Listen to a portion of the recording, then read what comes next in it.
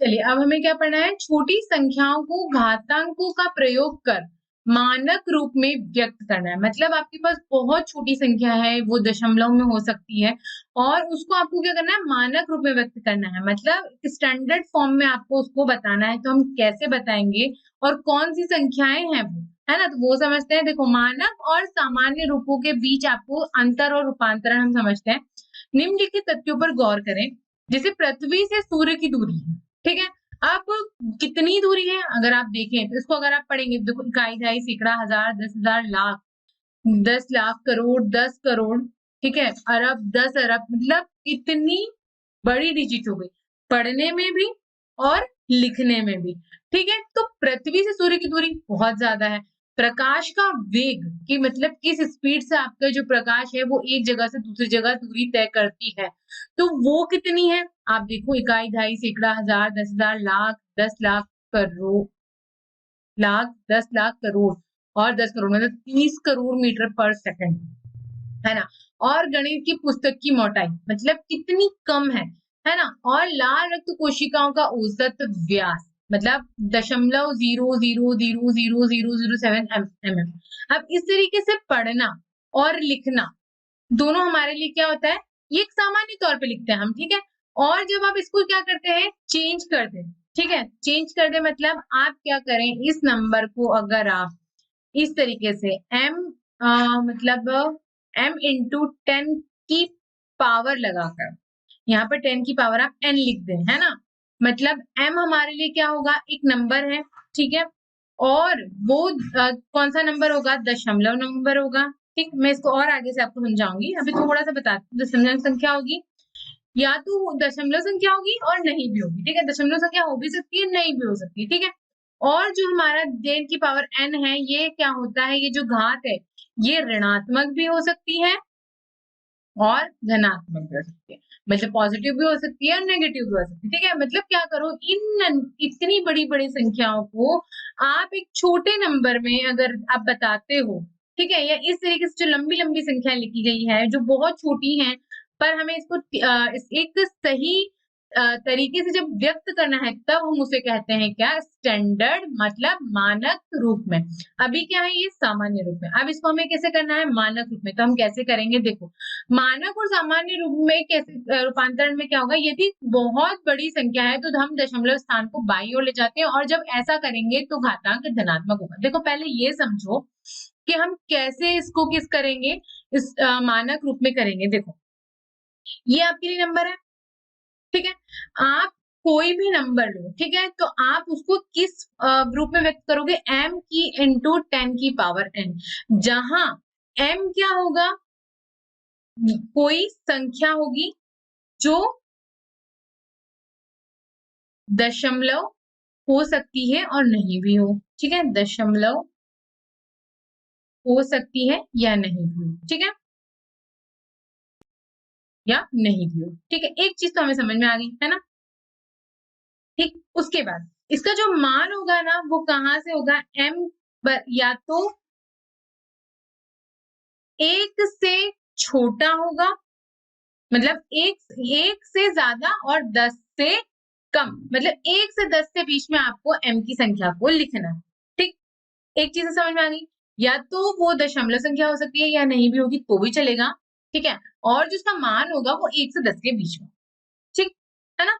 अब देखो, अब 1 से 10 के बीच में दशमलव संख्या भी आती है ना, जैसे अगर 2.5 हम लिखें, 2.5, तो वो भी 1 और 10 के बीच में ही आई, ठीक। अब उसके बाद जब हम क्या लगाते हैं, उसकी लगा देते हैं 10 की घात, और यहाँ पे जो घात होगी वो मैंने जिसे बताया कि वो ऋणात्मक भी हो सकती है और धनात्मक।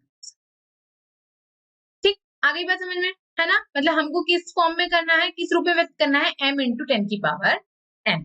ठीक, अब देखो, जब बहुत बड़ी संख्या है आपके पास, ठीक है, ये बहुत बड़ी संख्या है ना, तो आप क्या करोगे, दशमलव को बाईं ओर ले जाओगे, ठीक है। अब देखो, यहाँ पे अगर हम माने तो यहाँ हम दशमलव मान सकते हैं, यहाँ पे दशमलव, है ना। देखो, दशमलव के पीछे कुछ नहीं है, यहाँ हम दशमलव मान सकते हैं ना, पर इस दशमलव को उठा के हम जब बाईं तरफ ले जा रहे हैं, इस तरफ, तो जो संख्या होगी, जो उसका घातांक होगा, वो क्या होगा, धनात्मक, ठीक है।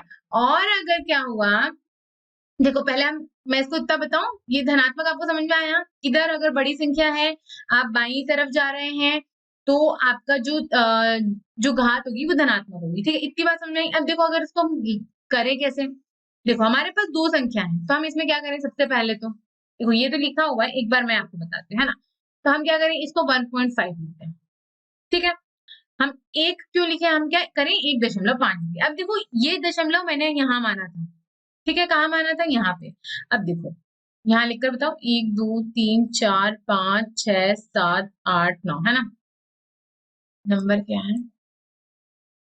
1 2 3 4 5 6 7 8 9, ठीक है, मैंने यहाँ पे दशमलव मान लिया, ठीक है। अब यहाँ पे दशमलव मतलब पीछे कुछ भी नहीं है, शून्य है ना।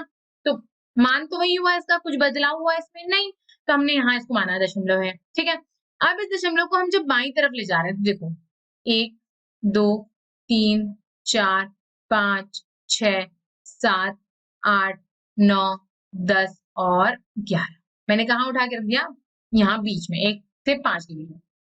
और कितनी संख्याओं को मैंने क्रॉस किया, कितनी संख्याओं को मैंने पार किया, 11 संख्याओं को। तो मैं क्या करूंगी, 10 की घात लगा दूंगी 11।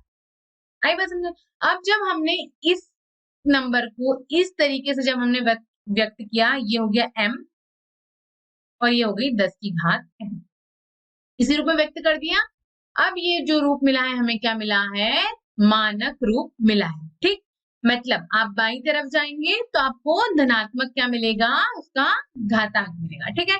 ठीक है, ये m इंटू 10 की पावर n भी समझ में आ गया है ना। अब देखो, अब अच्छा मैंने यहाँ पे लिख दिया ना, एक बार और मैं इसको इरेज ही कर देते हैं पूरा। देखो क्या बोल रहे हैं वो, कि दशमलव को स्थान बाईं की ओर खिसक गया है, कितना खिसक गया है, बाईं की ओर खिसक गया है, जो मैंने अभी आपको समझा दिया है ना।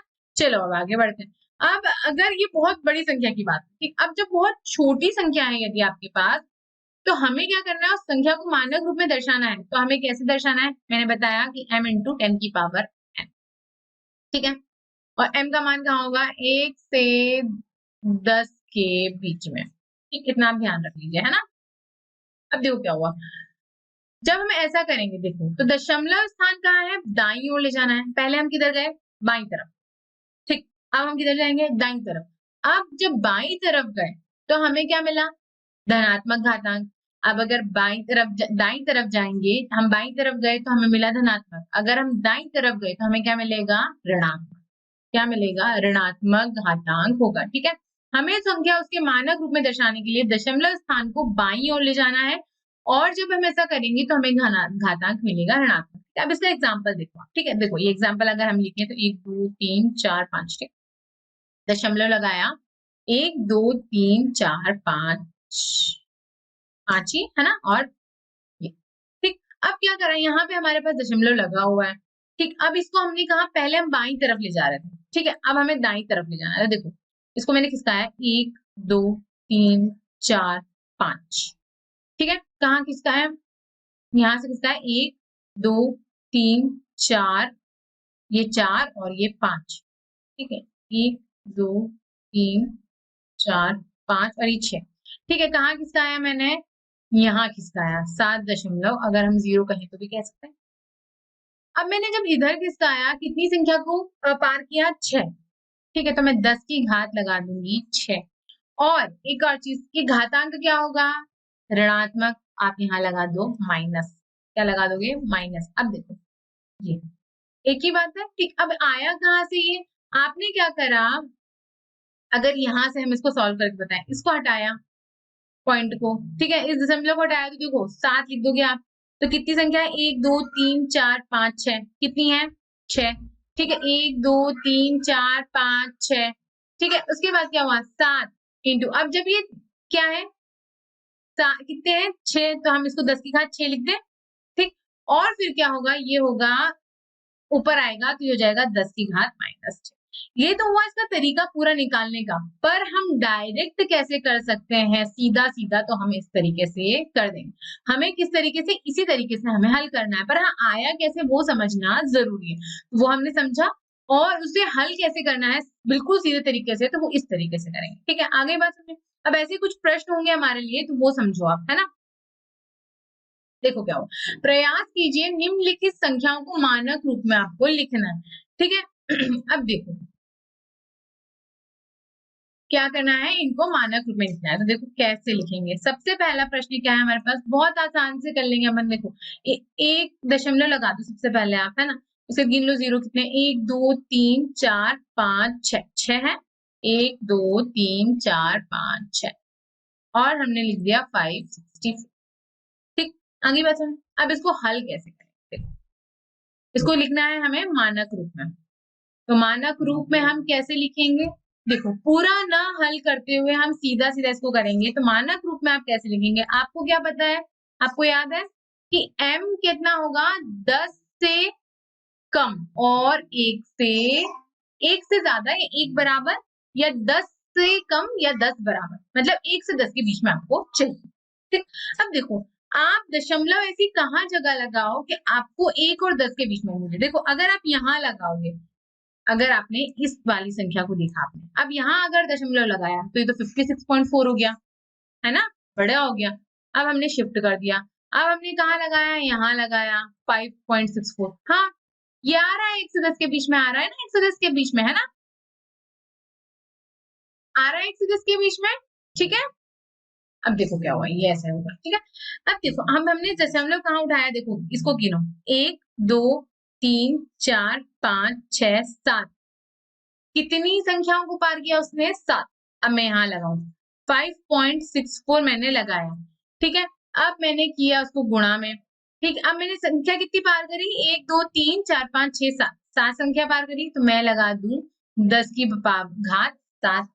उसके बाद देखो आप किधर गए हो, आप सीधे हाथ की तरफ गए हो क्या, नहीं, मतलब आप बाईं तरफ गए हो, नहीं, आप किधर आए हो, दाईं तरफ आए हो। तो आप क्या कर दोगे, माइनस में लगा दोगे। और एक और चीज, अगर इस तरीके से, और एक और तरीके से क्या, एक तो दाईं तरफ वाला तो माइनस लगा दिया, और उसके बाद ये देखो ना दशमलव में है, बहुत छोटी संख्या है, तो माइनस ही आप उसमें लगाएंगे। ठीक है, चलिए अब दूसरा प्रश्न क्या बोल रहा है, दूसरा प्रश्न कितना बड़ा है, 1 2 3 4 5, 5 शून्य, है ना, दशमलव के बाद 1 2 3 4 5 और हमने लगाया 21। ठीक, अब देखो जब इसको आप मानक रूप में लिखोगे तो अब तो आपको समझ में आ ही गया होगा, है ना। ठीक है, अभी कुछ प्रश्न और हमने, ये देखो एक क्या समझ में आया, ये यहाँ तक तो आपको समझ ही आ जाएगा, फिर ये तो खुद आप हल कर लेंगे, है ना। देखो अब हमें कितनी, हमें इस संख्या को देखो, तो हम कहाँ लगाएंगे दशमलव, 21 के बाद ये 2 नंबर है ना, 21 है हमारे पास। अब आप यहाँ तो लगाएंगे नहीं, क्योंकि ये तो 10 से ज्यादा हो गया, हमें 1 से 10, 1 से और 10 के बीच में ही लेना है ना। ठीक है, तो आप कहाँ लगाएंगे, 2.1, कहाँ लगाएंगे 2.1, है ना, 2.1 लगाया आपने। अब देखो कितनी संख्याओं को पार किया आपने, इस दशमलव ने कितनी संख्या को पार किया, तो 1 2 3 4 5 6, कितनी संख्या को पार किया, 6। गुणा कर दो आप, 10 की घात लगा दो 6। अब एक और बात बताओ, ये बाईं तरफ है तो हम क्या करेंगे इसको, सॉरी दाईं तरफ है तो ये क्या करेंगे माइनस। और एक और बात कि ये क्या है, छोटी संख्या है तो हमने इसको माइनस ही करना है। ठीक है, अब देखो तीसरी संख्या, तीसरी संख्या क्या है हमारे पास, 216, उसका शून्य गिन लो आप, कितने हैं 5, 1 2 3 4 5। अब आपको इसको लिखना है किसमें, मानक रूप में। तो आप कैसे लिखेंगे, देखिए सबसे पहले क्या देखेंगे आप, दशमलव कहाँ लगाना है, देखो नंबर हमारे पास है 216, है ना। अब देखो यहाँ लगाओगे तो कितना हो जाएगा, 21.6, 10 से ज्यादा हो गया, 2.16, ऐसा लिख दूं मैं इसको, है ना। तो ये 2 से और 10 के बीच में भी हुआ, तो 2 मैंने लिखा 16। ठीक है, अब मैंने यहाँ माना, कहाँ दशमलव माना मैंने, यहाँ पे माना, है ना। आप ऐसे लगाना नहीं, मानना, ठीक। तो हम कितनी संख्या पार करी इस दशमलव ने, 1 2 3 4 5 6 7, कितनी करी पार, 7। 10 की घात लगा दी हमने 7। अब देखो आप आए किस तरफ हो, किधर आए हो आप, बाईं तरफ आए हो, तो क्या होगी, धनात्मक ही इसकी घात होगी। ठीक है, या हम कह लें कि बड़ी संख्या है तो फिर 10 की घात 7 ही होगी, माइनस में थोड़ी ना जाएगी, है ना। ठीक है, आगे समझ में। अब चौथा वाला देखो क्या है, 1 2 5 2 4 और कितनी है, शून्य 4। अब क्या करो, आपने लिखा 1 5 2 4, अब कहाँ दशमलव लगाए, अगर आपने यहाँ लगाया तो 152.4 हो गया, बहुत बड़ी संख्या हो गई। आपने लगाया 15.24, तो ये भी बड़ी संख्या हुई 10 से। फिर हमने लगाया 1.524, ठीक है। हमने कहाँ लगा दिया मानक रूप में इसको, ठीक है। मानक रूप में आपने कहाँ लगा दिया, मैं यहाँ लिख दूँ इसका मानक रूप, ठीक है। तो ये लगाया हमने 1.524, ठीक है। अब देखो क्या हुआ, अब आपने यहाँ माना दशमलव, इस दशमलव ने कितनी संख्याओं को पार किया, तो देखो 1 2 3 4 5 6 7, यहाँ लगाया हमने, कितनी संख्या को पार किया, 7।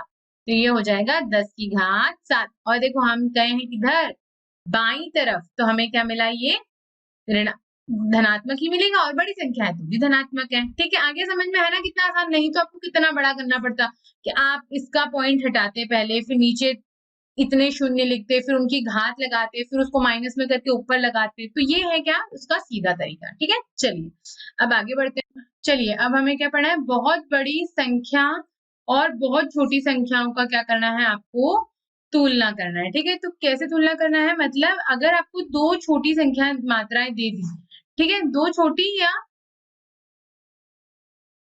या दो बहुत बड़ी संख्या आपको दे दी जाए, तो हमें क्या करना है, उसको सबसे पहले क्या करना है, मानक रूप में परिवर्तित करना है, ठीक है। उसके बाद क्या करना है, उन्हें विभाजित करते हैं। देखो उदाहरण के लिए देखें तो पृथ्वी के व्यास की तुलना आपको करना है सूर्य के व्यास से, ठीक है। अभी देखो यहाँ पे अगर आप देखो तो मानक रूप में दी गई है, पर अगर नहीं दी गई हो तो सबसे पहले क्या करना है, आपको मानक रूप में परिवर्तित करना है, उसके बाद उसका करना है विभाजन, ठीक है। तो हमारा पहला स्टेप इसमें हो ही गया। अब दूसरा क्या है कि विभाजन करना है, तो देखो क्या होगा, सूर्य का व्यास, ठीक है, भाग दिया हमने पृथ्वी के व्यास से, तो देखो क्या होगा, पृथ्वी का व्यास देखो 1.4, 1.4 गुणा 10⁻9 बाय 1.2756 गुणा 10⁻7, ठीक है, दोनों मीटर में है ना। अब देखो क्या हुआ, इधर कर दे, ठीक है। अब देखो क्या हुआ, यहाँ यही हो जाएगा, ठीक है, 1.4।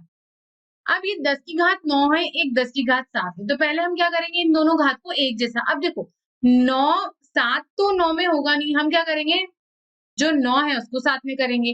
तो क्या हुआ, जब हमने इसमें से दो 10 की संख्या हटा दी, ठीक है, जब हमने इसको 10⁻7 करा तो हमारे लिए एक 100 बाहर आ जाएगा, सही है ना। और इंटू हम कर देंगे 10⁻7 बाय 1.2756 इंटू 10⁻7। अब देखो क्या हुआ, मीटर में है, ये भी मीटर में, मीटर मीटर कैंसिल हो गया, 10⁻7 10⁻7 कैंसिल हो गया। अब कितना बचा देखो हमारे लिए, 1.4 इंटू 100 बाय, अब ये 1.27 है ना, 2756 है ना, तो अब इसको क्या 1.3 लगभग हम 1.3 मान सकते हैं, ठीक है। और क्या है, गुणा 100। अब अगर आप देखो तो लगभग ये कितना है, 100 गुना ज्यादा हो रही है क्या, पृथ्वी का व्यास। तो हमें क्या करना है, हमें सिर्फ तुलना करना है, तो हम क्या लिख देंगे कि लगभग 100 गुना पृथ्वी का व्यास सूर्य के व्यास से क्या है, ज्यादा है, ठीक है। ऐसे और भी उदाहरण है हमारे पास, चलिए और समझते हैं। देखो वो बड़ी संख्या की, अब अगर हम देखें लाल कोशिकाएं और पौधे की कोशिकाओं का माप की तुलना करें तो क्या होगा, कि बहुत छोटी संख्या होगी। देखो लाल रक्त कोशिकाओं का आकार कितना है, इतना, पौधों की कोशिकाओं का आकार कितना है, इतना। अब आप सबसे पहले इनको मानक रूप में बदलो, ठीक है। तो देखो मानक रूप में कैसे बदलेंगे, मानक रूप आप इसने किसका लिखा, ठीक है, ऐसे लिख दो, लाल, पूरा लिखना, लाल कोशिका का मानक रूप कितना होगा। देखो सबसे पहले तो आप लिख दोगे 7, ठीक है, क्योंकि इसके पीछे कोई संख्या नहीं तो हम लिख देंगे 7, ठीक है। अब दशमलव कहाँ उठ के जा रहा है, 1 2 3 4 5 6, कितना हुआ 6, ठीक है। तो ये हो जाएगा 10⁻6। हम दाईं तरफ जा रहे हैं तो क्या होगा, माइनस में, ठीक है। उसके बाद देखो अगर हमने पौधों की कोशिका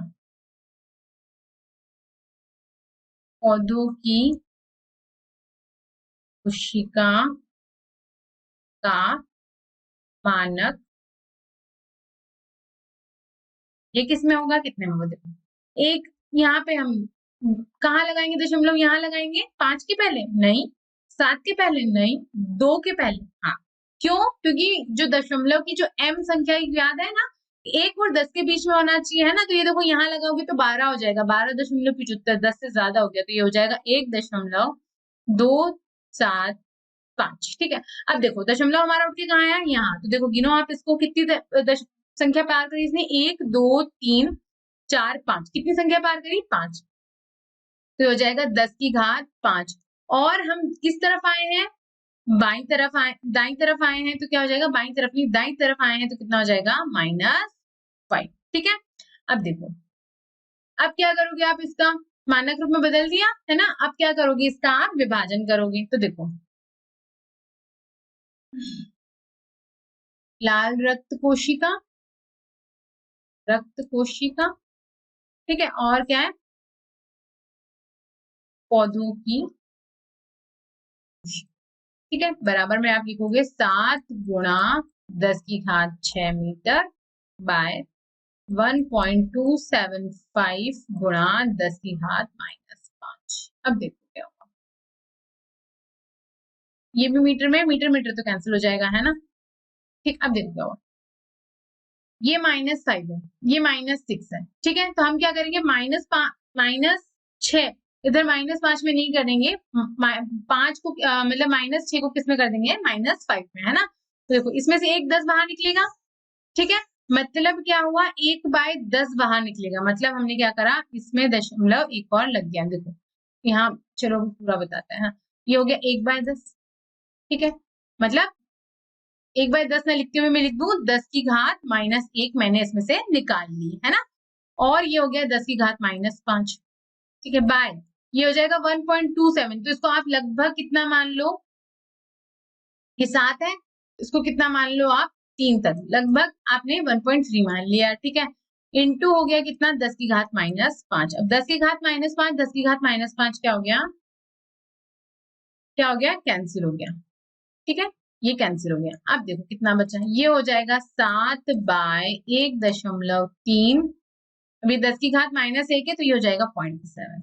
अब देखो, ये 7 है, ये 0.7, ठीक है, 0.7 और ये हुआ 1.3।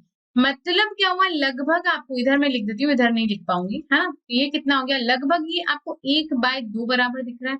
मतलब क्या हुआ कि जो लाल कोशिका है वो लगभग आधी, सॉरी, जो पौधों की कोशिका है वो लगभग आधी है किसके? लाल रक्त कोशिका के, ठीक है।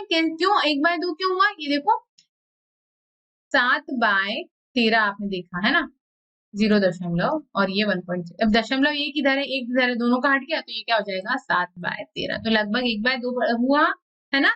ठीक है, चलिए अब आगे बढ़ते हैं। अब बहुत बड़ी संख्या और बहुत छोटी संख्याओं की तुलना में क्या हो रहा है? आपको क्या निकालना है? पृथ्वी का, अगर आप मतलब आपको अगर दो चीजों का योग करने बोले, कुल द्रव्यमान, माइनस भी हो सकता है प्लस भी हो सकता है, तो कैसे करेंगे? जब आपके पास पृथ्वी का द्रव्यमान है कितना? इतना 5.97 इंटू 10⁻24, ठीक है। और चंद्रमा का द्रव्यमान है आपके पास 7.35 इंटू 10 की घात 22, ठीक है। अब इसका कुल द्रव्यमान निकालना है आपको, तो आप क्या करेंगे? देखो, सबसे पहले तो आप क्या लिखेंगे? कुल द्रव्यमान निकालना है तो आप सबसे पहले प्लस करेंगे, इंटू किया आपने 10 की घात 24 प्लस 7.35 इंटू 10 की घात 22, ठीक है। अब देखो, घात, सबसे पहले घात एक जिसकी कर लेते हैं। तो 10 की घात 24, ये 10 की घात 22, तो आपने अब जब किया तो देखो कितना हो, 5.97 इंटू 10 की घात इसमें से निकाली आपने 2, जो 22 करा है इसको, तो क्या हो गया? 10 की घात 2 बाहर आ गई और ये हो गया 10 की घात 22 हो गई, प्लस 7.35 7.35 प्लस इंटू 10 की घात 22। अब देखो, इन दोनों में से 10 की घात 22, 10 की घात 22 क्या हो गई? बाहर हो गई। अब देखो क्या होगा, 5.97 इंटू, इसको मैं 100 लिख दूं, ठीक है, प्लस 7.35, ठीक है। और हमारा जो 10 की घात 22 है वो कॉमन निकल के बाहर हो गई, ठीक है।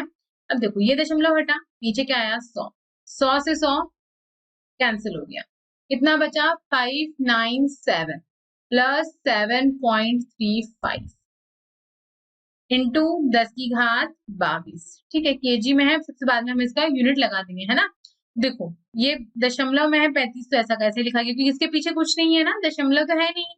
अगर होता भी, तो अगर होता दशमलव के बाद कुछ संख्या होती तो हम योग करते। अब दशमलव यहाँ पे है ही नहीं, मतलब दशमलव के बाद क्या हुआ? 0, आखिरी में हम दशमलव मानते हैं। अब देखो, 7 + 7 कितना हो गया? 14, एक लगा रिमाइंडर, ये 0, और 10 मतलब 10 और फिर 1 रिमाइंडर तो होगा 6। हमारे कितना मिल गया?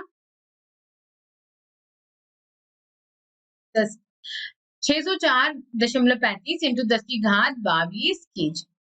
क्या मिल गया हमें? पृथ्वी और चंद्रमा का कुल द्रव्यमान मिल गया। ठीक है ना? चलिए, अच्छा इसको हम एक बार पढ़ देते हैं, देखो क्या बोल रहे हैं वो, कि जब हम मानक रूप में लिखी की संख्या को जोड़ते हैं तो हम 10 की घात को समान में बदलते हैं। ठीक है, जैसा हमने अभी उससे पहले भी जब उसका जब तुलना करी थी तब भी हम क्या करा था, 10 की घात को हमने समान किया था। ठीक है, ये हमने पहले ही समझ लिया है। अब देखो हमारे लिए एक और उदाहरण है कि सूर्य ग्रहण के दौरान चंद्रमा पृथ्वी और सूर्य के बीच में आ गया। ठीक है, अब देखो आपने मान लिया कि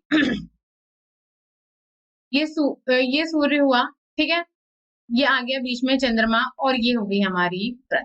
ठीक है, अब क्या हुआ, जब सूर्य के बीच में, इधर सूर्य और इसकी पृथ्वी की दूरी हमारे पास है, सूर्य और पृथ्वी की दूरी हमारे पास है, और पृथ्वी और चंद्रमा की दूरी भी हमारे पास है। अब बची क्या? सूर्य की, मतलब इन दोनों के बीच की दूरी हमारे पास है नहीं। ठीक है, तो हमें क्या निकालना है? सूर्य और चंद्रमा के बीच की दूरी निकालना है। इन दोनों के बीच की क्या निकालना है हमको? दूरी निकालना है। ठीक है, तो वो कैसे निकालेंगे? देखो, अब हमारे पास पूरी दूरी है और हमारे पास इन दोनों के बीच की भी है, तो इसमें से जब हम इसको घटा देंगे तो हमें ये मिल जाएगा, है ना? जब हम क्या करेंगे, सूर्य और पृथ्वी के बीच की दूरी में से पृथ्वी और चंद्रमा के बीच की दूरी निकाल देंगे तो हमें क्या मिलेगा? सूर्य और चंद्रमा के बीच की दूरी निकल जाएगी। ठीक है, सबसे पहले आप क्या करेंगे इसको? सबसे पहले आप इसको करेंगे एक घात में करेंगे, तो देखो क्या हो गया, ये हो जाएगा 1.496। इन दोनों के बीच की दूरी कितनी है? सूर्य और पृथ्वी के बीच की दूरी, सूर्य, ठीक है, पृथ्वी, ठीक है, और ये चंद्रमा। अब सूर्य और पृथ्वी के बीच की दूरी हमारे पास है 1.4 और 96 इंटू 10 की घात 11। अब इसका करना है माइनस, किसमें से? पृथ्वी और चंद्रमा के बीच की दूरी में से, तो कितना है? 3.84 इंटू 10 की घात 8। ठीक है, मीटर सबसे बाद में हम लगा देंगे। अब देखो सबसे पहले क्या करेंगे, उसकी 10 की घात को बदलेंगे, तो देखो ये हो जाएगा 1.496 इंटू, इसमें से कितनी निकलेगी घात? 10 की घात 3 निकल जाएगी, इंटू हमारे पास कितना बचेगा? 8। देखो 8 और 3 कितना हुआ? 11 हुआ, है ना? 3 हमने निकाल, ठीक, ऐसे ही निकाल बदलते हैं, माइनस 3 की घात 3.84 इंटू 10 की घात 8। ठीक है, कितना है? 10 की घात 8। ठीक है, अब देखो क्या हो गया, इसमें से पॉइंट हटाया तो कितना हो गया? ये 1000। ठीक है, अब देखो 1496 बाय 10 की घात 3 इंटू 10 की घात 3 माइनस 3.84, और इन दोनों में क्या कॉमन था? 10 की घात 8, हमने दोनों को क्या करा? बाहर निकाल लिया। ठीक है, अब देखो यहाँ हल कर लेते हैं, है ना? तो क्या हुआ, देखो 10 की घात 3 और 10 की घात 3 कैंसिल, तो हमें क्या मिला? 1496 माइनस 3.84, इसमें से माइनस करना है और गुणा में क्या है? 10 की घात 8 है। ठीक है, अब देखो जब माइनस किया आपने तो ये यहाँ पे क्या हुआ? दशमलव शून्य शून्य हुआ, 1496। ठीक है, हम माइनस करना है 3.84। अब देखो यहाँ जब प्लस करना था तो हमने सीधा सीधा प्लस कर लिया था, क्योंकि दशमलव के बाद क्या संख्या होती है? शून्य होती है ना? तो जब हमने माइनस किया, देखो 10 में से 4 गया तो कितना बचा? 6। अब ये हो गया 9, 9 में से 8 गया तो ये हो गया 1, दशमलव की जगह दशमलव 5, 5 में से 3 गया तो कितना बचा? 2। ठीक है, और ये हो जाएगा 1492, है ना? तो ये हो जाएगा 1492.16 इंटू 10 की घात 8 मीटर। क्या हो गई? चंद्रमा और सूर्य की दूरी हमें निकल गई। किस तरीके से? इस तरीके से हमने आसानी से निकाल ली। ठीक है, चलिए अब आगे बढ़ते हैं। अब है उदाहरण। ठीक है, उदाहरण क्या बोल रहा है आपके लिए कि निम्न संख्याओं को मानक रूप में आपको व्यक्त करना है। अब मानक रूप में व्यक्त करना तो आपको बहुत अच्छे से आ गया है ना, तो आप व्यक्त कर ही लेंगे। देखो सबसे पहला वाला क्या है? 0 कितने शून्य है? सबसे पहले गिन लो, 1 2 3 4, 4 है। ठीक है, अब इसको हम जब मानक रूप में बदलेंगे तो कैसे बदलेंगे? क्या करना है? m इंटू 10 की पावर n के रूप में करना है, और m कितना होना चाहिए? 1 और 10 के बीच में। तो देखो 3.5 लिख दो, ठीक है। अब हमारी जो दशमलव है वो किस तरफ आया, दाईं तरफ आया, ठीक है। तो देखो क्या हुआ, ये दशमलव उठ के कितनी संख्या पार की, 1 2 3 4 5, 5 संख्या पार करी। तो हम इनका गुणा किसमें कर देंगे, 5, 10 की घात 5 लगा देंगे और ये इस तरफ आया, छोटी संख्या है तो हो गया -5, ठीक है। अब दूसरा वाला देखो, 405 और कितनी शून्य, 1 2 3 4, ठीक है। कितने शून्य, 4, है ना। अब देखो इसको क्या करेंगे, अब इसको भी आपको मानक रूप में लिखना है तो आप कैसे लिखेंगे, वही आपको दशमलव कहाँ लगाना है, यहाँ पर है मानेंगे आखिरी दशमलव, ऐसी संख्या होती है दशमलव कहाँ होता है, आखिरी में, ठीक है। तो दशमलव कितनी संख्या को पार करेगा, सबसे पहले देखो दशमलव कहाँ लगेगा, कहाँ लगेगा, 405 जो संख्या है उसके बीच में कहाँ लगेगा, यहाँ। क्यों, क्योंकि 1 और 10 के बीच में आना चाहिए। यहाँ अगर आपने लगाया तो क्या हो गया, 40.5, नंबर बड़ा हो गया ना, इतना नंबर बड़ा हमें करना नहीं है, गुणा करो। अब ये दशमलव कितनी संख्या को पार किया, 1 2 3 4 5 6, कितनी संख्या को पार किया, 6। तो हम क्या करेंगे, 10 की घात कितनी लगाएंगे, 6, ठीक है। और ऋणात्मक होगा कि धनात्मक, धनात्मक होगा। क्यों, क्योंकि हम किधर गए हैं, बाईं ओर गए हैं और ये संख्या भी बड़ी है, ठीक है ना। इस तरीके से हमने दोनों को मानक रूप में बदल दिया, ठीक है। चलिए और उदाहरण क्या कह रहे हैं, उदाहरण 9 क्या कह रहा है कि निम्न संख्याओं को सामान्य रूप में आपको व्यक्त करना है। देखो अभी तक हम क्या कर रहे थे, मानक रूप में, अब सामान्य रूप में कैसे करेंगे, देखो 3.52 की का गुणा 10 की घात 5 में, तो कैसे होगा, आपको लिखना है सामान्य रूप में, है ना। तो ये हो जाएगा 3.52 इंटू 10 की घात 5, मतलब कितना होगा, तो शून्य कितनी बार लगाओगे, 5, 1 2 3 4 5 लगा दिया। अब इसमें से 8 घटाओ, अब दशमलव नीचे कितना आ जाएगा, कितनी संख्या है दशमलव के बाद, 2, तो 2 शून्य आ गए, 2 शून्य से 2 शून्य गए, तो कितना बचा हमारे पास, 3 5 2 और कितने शून्य बचे, 1 2 3, 1 2 लिख दिया हमने सामान्य रूप में, है ना। ऐसे ही हम दूसरा और तीसरा भी कर लेंगे। तो देखो दूसरा क्या है, 7.54 का गुणा है 10 की घात -4, तो इसको सामान्य रूप में आप कैसे बदलेंगे,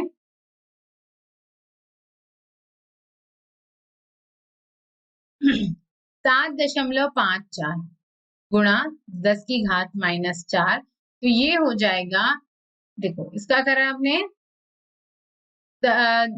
इसमें से ये दशमलव हटाया तो कितने संख्या है पीछे, 2, तो ये 2 शून्य लग गए, है ना। तो ये कितना हो जाएगा, 754 गुणा के भाग 2, गुणा में आप अगर आप करेंगे तो ये कितना हो जाएगा, 1/10 की घात 4। तो हमें कितना मिल जाएगा, 754 इंटू 10, 1 2 और ये 4 ये है, 2 तो ये 1 2 3 4 6, कितने मिलेंगे हमें, 6 शून्य मिले, कितने शून्य मिले, 6। अब देखो क्या हुआ, इसको आप इस नंबर से इकाई, दहाई, सैकड़ा, हजार, 10,000, लाख, 10, अब 10 लाख में से आपको 754 को क्या देना है, भाग। तो क्या होगा, जितनी संख्या, जितने शून्य हैं उससे पहले आप क्या लगा देंगे, उसकी उतनी संख्या के आगे शून्य लगा देंगे। देखो 6 संख्या चाहिए हमें, अब देखो ये तो 754 है और 6 संख्या चाहिए, देखो 1 2 3 4 5 6, तो हमने आगे इसके पहले लगा दिए शून्य और यहाँ लगा दिया दशमलव, तो हमें क्या मिल गया, इसका सामान्य रूप मिल गया। अगर आप भाग देंगे तो इसी यही हमें क्या मिलेगी, संख्या मिलेगी। पर ये क्या है, हम डायरेक्ट अगर लिखना हो तो हम ऐसे लिखते हैं, ठीक है। अब देखो तीसरा कैसे हल करेंगे,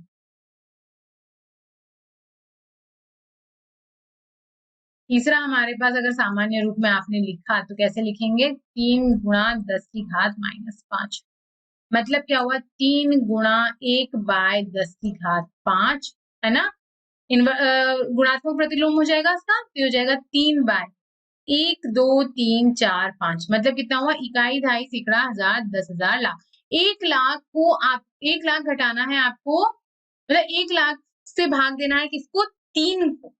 तो क्या होगा इसके लिए, कितने शून्य, 1 2 3 4 5, मतलब 5 संख्या के पहले आप क्या लगा दो, दशमलव लगा। तो हमारे पास तो एक ही संख्या है यहाँ पे 3, अब 5 संख्या कहाँ से लाएंगे, तो ये हो जाएगा 1 2 3 4, 4 शून्य से पहले आपने लगाया दशमलव, हमारे पास क्या संख्या मिल गई, 0.000000 0,0003। ठीक है, क्या मिल गया हमें, सामान्य रूप में हमने उसको व्यक्त कर लिया। इसी तरीके से भाग देते हैं हम, जब भी कोई ऐसा 10वां वाला नंबर होता है, 10,000 हो, 10 लाख हो, 10 करोड़ भी हो, तो हम क्या करते हैं, इसी तरीके से उसके अंदर दशमलव लगा के हल कर देते हैं। ठीक है, चलिए अब आगे बढ़ते हैं। ठीक है, अब दोहराना है, मतलब आइए दोहराते हैं जो भी हमने इस अध्याय में पढ़ा, एक बार और दोहरा लेते हैं। ठीक है, तो हमें क्या हो जाएगा, एक बार रिवीजन हो जाएगा हमारा। सामान्य तौर पे हम कहते हैं कि किसी भी गैर शून्य, ठीक है, जिसको हम शून्येतर बोल रहे थे, मतलब शून्य को शून्य वाला नंबर नहीं, है ना, जिसको हम क्या बोल रहे थे, शून्येतर पूर्णांक अगर है, तो उसके लिए क्या होगा, क्या होगा, a की घात माइनस m है, तो हमें मिलेगा 1/a की घात m। ठीक है, जहां पे क्या होता है, m एक धनात्मक पूर्णांक होता है और a की घात माइनस m उसका गुणन प्रतिलोम है। ठीक, उसके बाद घातांक के नियम पढ़े थे हमने। कितने नियम पढ़े थे, देखो बहुत सारे थे, एक 6 हमने पढ़े थे, और एक और मैंने जो आपको समझाया था, वो अभी आप वीडियो में आपको ध्यान नहीं आ रहा हो तो आप एक बार और रिवर्स करके देख लेना। ठीक है, देखो a की घात m इंटू ए की घात n है, मतलब ए की घात m प्लस n। दूसरा था अगर ए की घात m, जिसमें क्या था, आपके आधार समान थे और जो घात थी वो अलग अलग थी। ठीक है, तो इनमें ये दो नियम थे कि ए की घात m गुणा ए की घात n, तो ये हो जाएगा ए की घात m प्लस n। उसके बाद ए की घात m डिवाइड किया ए की घात n से, तो हमें मिलेगा ए की घात m माइनस n। ठीक है, उसके बाद क्या था, घात के ऊपर घात वाला था। ठीक है, देखो घात के ऊपर जब घात लगी तो क्या होगा, घात और दोनों घातों का गुणा। और मैंने आपको एक और चीज क्या बताई थी कि घात के ऊपर घात मतलब ऐसा नहीं कि दो ही घात लगी, नहीं, बहुत सारी घात लग गई है, लग सकती है, लगती नहीं है, लग सकती है। और आप क्या करते हैं उस इस तरीके से इसको हल कर सकते हैं। ठीक है, उसके बाद हमने क्या पढ़ा था कि अगर आधार अलग अलग हो, ठीक है, और क्या हो, जो घातांक हो वो एक हो, तो हम क्या करते, a इंटू बी की घात n। ठीक है, अगर a की घात अगर शून्य हो तो क्या होता था, वो होता था उसका कोई भी, कितनी भी बड़ी संख्या हो, कितनी भी छोटी संख्या हो, उसका मान आपको क्या मिलता था, 1। उसके बाद क्या देखा था हमने, जब आधार अलग अलग है, इसके भी आधार अलग अलग थे, तो हमने क्या करा था, उन दोनों का गुणा और पावर लगा दी थी, उसकी घात लगा दी थी m। ऐसे अगर नंबर डिवाइड में है तो क्या हो जाएगा, a डिवाइडेड बाय b, मतलब a का भाग दिया आपने b से और उसकी घात लगा दी m। ठीक, अब ऋणात्मक घातांकों का उपयोग करके आपने छोटी संख्याओं को क्या करा था, मानक रूप में व्यक्त करा था, और धनात्मक का उपयोग करके आपने क्या किया था, घातांकों का उपयोग करके क्या किया था, बड़ी संख्या को भी मानक रूप में व्यक्त किया था। ठीक है ना, ये हो गया हमारा अध्याय खत्म। ठीक, आगे आपको अच्छे से समझ में, है ना, आशा करती हूँ आपको अच्छे से समझ आया भी होगा, है ना। ठीक है, कोई डाउट नहीं हुआ होगा, क्योंकि जो अध्याय था ना बहुत आसान था और बहुत इंटरेस्टिंग भी था। ठीक है, तो चलो मिलेंगे हम अब अगले अध्याय में, तब तक के लिए धन्यवाद।